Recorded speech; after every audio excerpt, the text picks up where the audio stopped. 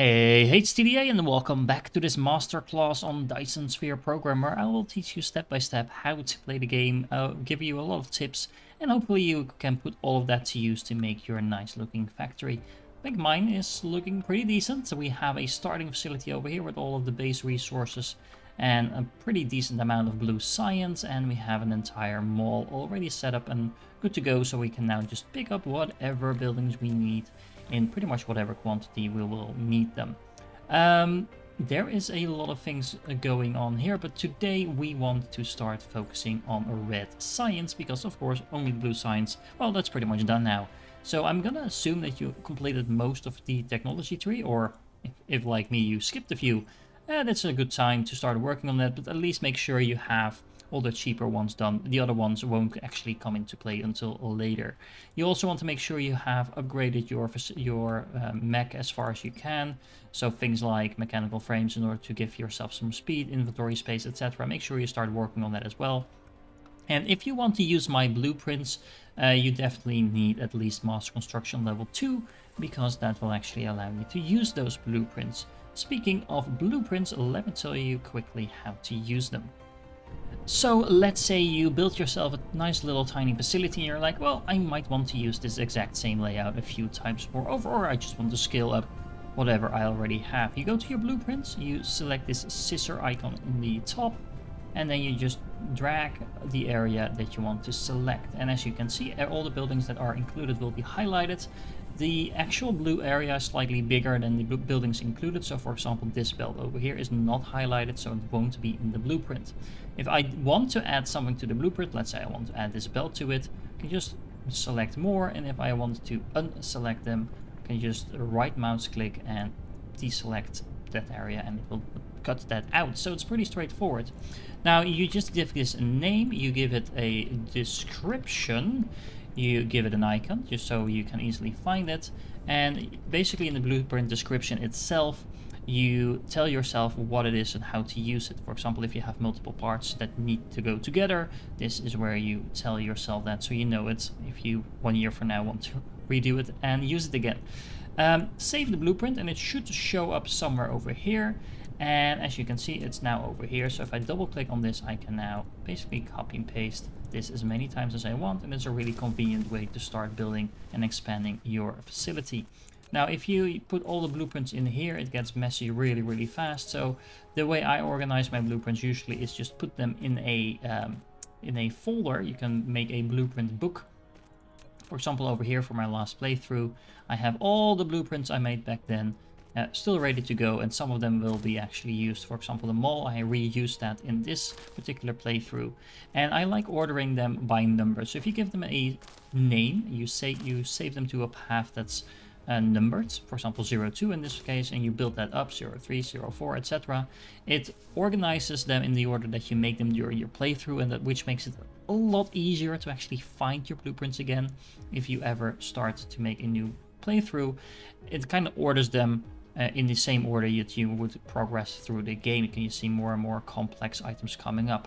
The second reason for that is that blueprints scale up in terms of size. So these initial blueprints are typically 200 or 300 facilities, maybe even less, but near the end they get pretty big. So for example, this one over here has 45,000 facilities in that, so it's worth making sure that you know how to copy paste that if you ever want to, for example, copy paste an entire planet, because that is an option that you have. As a small side note, you might see that there's a couple more storage units in here that weren't there at the end of the last episode. I added them in. They're actually already in the blueprints if you use those from the last episode. But I just wanted to make sure I have a little bit of storage for everything, just because I expect to actually make use of those storage units. So yeah, make sure you add them in. I also have this storage box over here where I dump everything that I actually don't need. I like having one of those near my mall, because you always end up getting random ores and trees and whatever in your inventory that you might not want to throw away. I'm not entirely sure why I don't just throw them away, but I like storing my stuff. So this is an easy box to put them in, and again, we will be able to use those later. So if you don't want to know that and just throw everything out, that's fine as well. Now we have our blue science ready. Let's start working on our red signs. But before we do that, it's worth pointing out that the starting facility that we built up top here is something that we don't really need anymore. So you can just delete it and completely remove it. And remember that there's actually a mass delete option in the game that works like this. So you can easily just drag it over. And as you see, it's automatically removing everything. It won't actually remove storage boxes unless you have enough inventory space, which as you can see, I currently don't. I did have enough space for the first few boxes to get deleted because I have all of that in my inventory now. But if you delete any further boxes, you'll actually get a pop-up to warn you because it gets quite messy. Now, I recommend just putting the items that you just picked up in the storage boxes that you already have provided. That's also a part of the reason why I limit the size of the stuff in these boxes, just so I can put more in whenever I need to, and it gives us a little bit of building space. Remember, you can also remove the miners, and you probably want to toss out the ore. Don't save the ore, you're never going to reuse it. But if you're really obsessed about it, you can make a box over here, connect it with a outgoing sorter to the belt, and then whenever these miners run out, they will actually put the ore that you have in the box on the belt if that is something you're concerned about, or if you're playing on a very low resource type of map. In order to start making red science, we are going to need graphite and hydrogen. Graphite itself is really straightforward, you just make it from coal. There's another way to make it as well, but it's not worth it at the moment. So just make it from coal, it's extremely simple. And the second thing that we're going to need is hydrogen. Now, hydrogen is the bane of your existence for most of the game, but initially it's actually kind of hard to get. At some point you will have way too much hydrogen, but for now you will need all the hydrogen you can get. And you make that by refining oil. And you do that by finding oil first, and I'm standing next to an oil sweep over here. And we are actually going to need a couple of these because this produces about 3 per second, but that's not enough for what we want to do. I want about 3 red signs per second just to make sure we have a decent speed. And let's see, we are going to need about 12 oil for that. So we have 3 over here, we have another 3-ish over here, we have another 3-ish over there. So that means we need another 3-ish. Actually, we have 2 of these over here. So this is like 4.5, 7, 10. If we add that, we actually have 12. So that means we need to get it from pretty much all over the place. And that means I kind of want to kind of take out this ocean over here and build my red science facility over there. Maybe not the entire ocean, maybe just this part, but we're definitely going to need to make some space.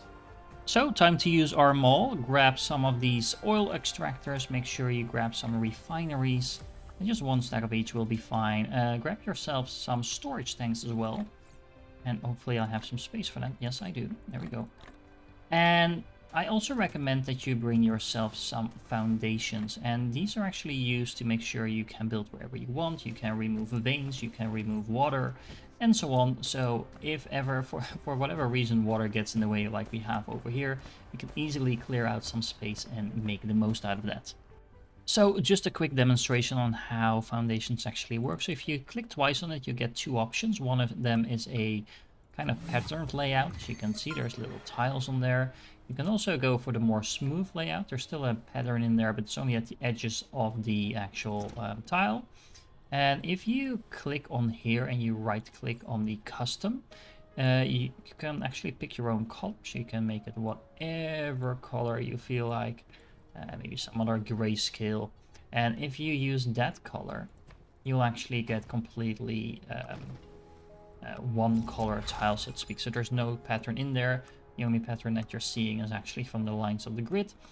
There's a tiny little gap, like edges of the tiles, but it's the most kind of the most opaque or most in the background type of flooring that you can make. I actually really like this one. If it's too like artificial for you, then one of these other tiles works just fine. That's how they work. However, if you're placing down these foundations, typically they come with a 3x3, and you're kind of supposed to like paint the floor with them.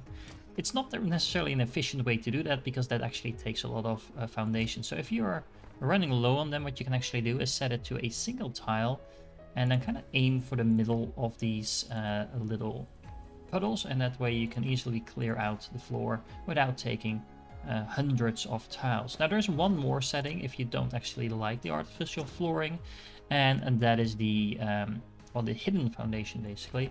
As you can see, you still can see where you painted the floor, but if you remove the layout, the foundation interface, suddenly it just looks like a normal beach. So that's a very nice way to make a natural type of landscape if that is what you prefer.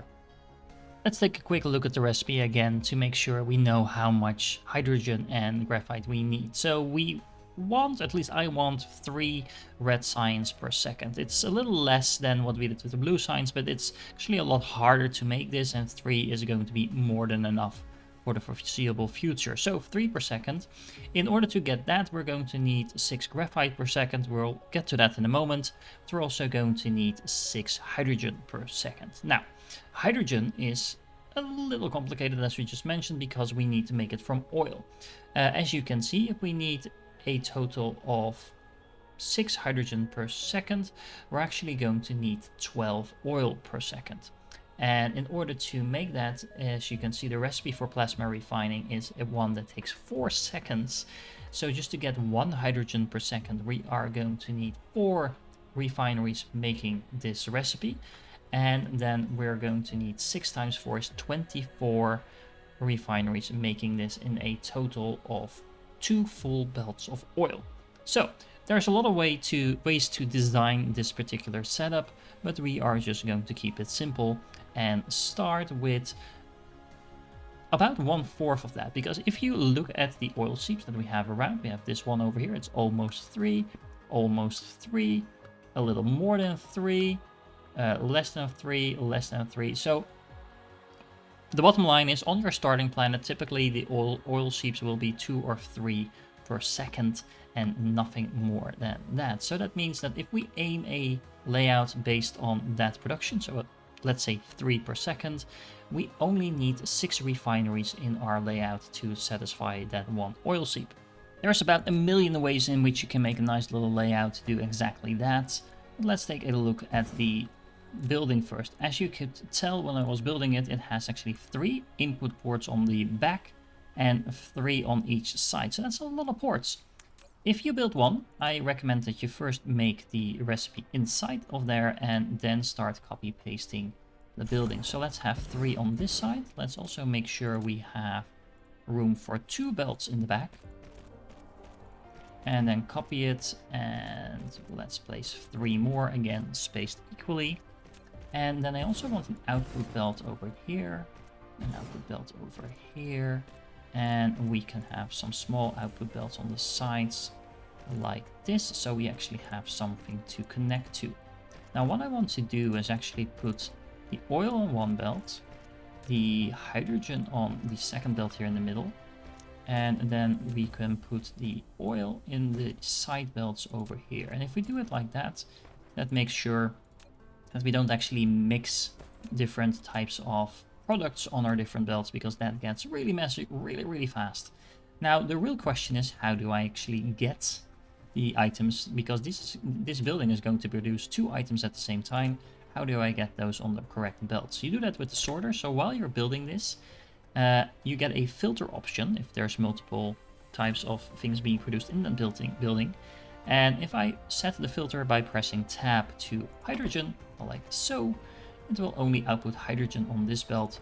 And then if I do the same thing over here with the oil, as you can see, it will do exactly what I wanted to, and make sure we only get the output on that belt. Now, of course, I also want to have an input, so let's say we do that over here. And then if I copy paste that on this side, there we go. We have that nicely done.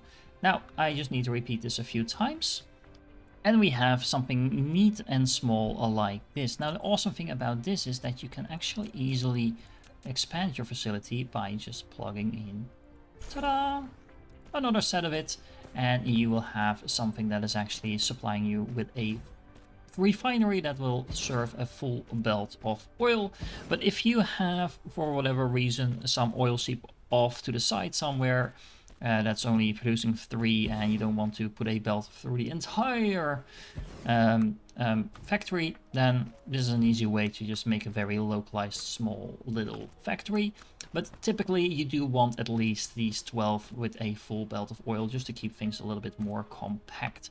Now we're actually going to need to double up on this because we need a total of 12 oil being refined, and that means we'll need to have this all copy pasted once more. Now of course don't forget that even though I just linked up these two over here, these other belts are intentionally not extended all the way through, so if you actually want your refined oil to get anywhere, you will need to make sure you connect up these facilities, but it's a lot easier than building this twice. Having built it twice and connected it all the way to all the oil nodes that I just pointed out, we are now back in business. Or at least we are in business. We were never in business so far with the oil. And as you can see, I connected up the two belts as well, just to make sure that if there's an overflow on either one of those belts, it automatically feeds into the other one. So we have a couple of those splitters connected here, which you can use to either combine belts or split belts. You can also set filters on it if you have multiple resources on the same belt. I don't at the moment, so I am actually just using them as they come, but they're very useful little things to organize your base around. However, as you can see, we have a problem, because although we do have a use for the hydrogen in a moment, because we'll be using that for the red signs, not blue signs, red signs, we actually have no use for all of this oil at the moment. So in order to make sure we have a way to handle that, we are going to need some storage. And that is where the storage tanks come in. So as you can see, I put in a lot of storage, and that's mainly to make sure this production keeps going for a very long time without having to revisit this build. So every line of oil and every line of hydrogen has its own storage. The hydrogen for the moment won't be needed because we actually are going to use that, but at some point we'll run out of red science to do, and we'll run out of storing red science probably as well, and at that point we won't actually be producing oil anymore because the storage of the hydrogen would back up. So this is one of those builds that where you really need to watch that you're actually using all of the outputs somewhere, because otherwise the other outputs will back up. Now, I just like this layout, but you can do this in a lot of different ways. Just remember that these storage tanks have exits to the sides as well, so you can easily connect them up like this. And similarly, you can make a more lengthy layout like this. And well, there's different ways to do that. I'm not entirely sure why these things are flickering though. Oh, that's just because there's oil popping in and out. But it's all being exported to the one all the way in the back. And first these two will fill up, and then they will start backing up. It looks like this is almost already full, but as you can see, there's only 600 in here, and it fits a lot more than just those few hundred oil. Okay, so now we have our hydrogen ready to go. Let's work on our graphite. And for that you need only a very simple layout, something like this, with 12 smelters making graphite, and that's just straight up from coal. You'll need 2 belts of coal in order to supply that. So this is going to be 1 belt of coal, and then we have another belt of coal coming in from over here, and then we have the outgoing belt with the actual graphite on it. Now, of course, we have some coal over here. That will actually be enough, and again, you can see that we're actually going to use that coal, so make sure that you don't overdo it with the thermal power plants. We also have some coal over here, which is really convenient, and I actually took out some of these wind turbines. We'll replace a couple of them in a moment, but I actually made a bit of space over here to do just that, so that we can use this space for more science, because we're also going to need to actually make the red science. So now we have all our base resources. How many facilities do we actually need to make these red science cubes? Well, we want 3 per second, and you can see the recipe takes 6 seconds to make 1, so we'll need 6 facilities to make 1 per second. So we'll need 3 times 6 is 18 facilities to make red science at a rate of 3 per second. Now remember what we did last time when we were making the blue science. We also had a total of 18 facilities with science production, and once I started building this, it actually occurred to me that we can make this look very neat if we reorganize this slightly. So let me go and do that. There we go. I just added another row of 6 times 3 is 18 matrix lamps, and all I did was just change these researching lamps from this side where they were originally to the other side. I also had to redesign this a little bit, but all in all, this looks very straightforward. Now, of course, I did make a blueprint out of these newly designed facilities, and you do need foundations in order to place it on this side. So if you were building along, all you need to do is just remove the buildings that were there, paste in the new blueprints, and you're good to go. But I do like my symmetric layouts, and I just like to keep organized, and it looks really organized like this. Now, as soon as you have this, I can pretty much start researching all the red science stuff. I recommend that you start out by first unlocking the new mass construction level. You also need Mecha Core 2, which is the one over here. That's pretty cheap. So make sure you queue those up so you're ready for the larger blueprints. And after you've done that, I recommend that you start by researching the distribution logistics system. Apparently I can't pronounce this. And in order to do that, you'll need the magnetic levitation technology, which is somewhere down here. There we go. So queue that up. You're going to make a lot of these turbines, by the way, just in case you haven't done that before. And then you should be able to queue this one up. So these 4 recipes are definitely needed first, but you also want to unlock titanium smelting and, well, yeah, pretty much everything else that is related to red science. So just start queuing those up and make sure you start working on that. But that's going to be for the next episode. Which brings me to the end of this episode. We did another huge step into the technology this time around by making sure we have now access to all the red science technologies. And you might be wondering at this point, is this all there is to the game? We're just building one science after the other and then that's pretty much it? Well, the answer is no, but it does, I think, pay off to kind of focus on the science initially, because once you have the first 3 science types unlocked, the entire game pretty much opens up to you, and everything you build from that point onwards will actually last you till the end of the game. While most of the stuff we've been building so far is pretty much temporary, doesn't really lean into the whole interplanetary, interstellar type of thing we'll be doing later on. So yeah, first things first, so let's just get the basics out of the way and then progress towards the end game as fast as we can. So far, we've been building kind of on a block-by-block basis, making everything from raw resources into the end product with perfect ratios and things like that. That's one way to play the game, but you definitely don't need to build everything by perfect ratio. So that's why in the next episode, I'll actually show you a couple of different ways to kind of set up your initial factory as well, just so you have a bit of options to pick from in terms of how you design your base. And it actually lends to kind of vary your builds, especially in the early game. Later in the game, I'll save that for the next episodes, but later in the game I do think there's a preferred way of doing things, but especially earlier in the game, because everything you're building is temporary anyway, you don't necessarily need to make it perfect. So with this awesome background, I really want to thank you if you're still here. If you haven't done so already, please like the video, it helps other people find it. And if you like my content, please subscribe to the channel as well. If you're still here, you are awesome, and I hope to catch you in the next one.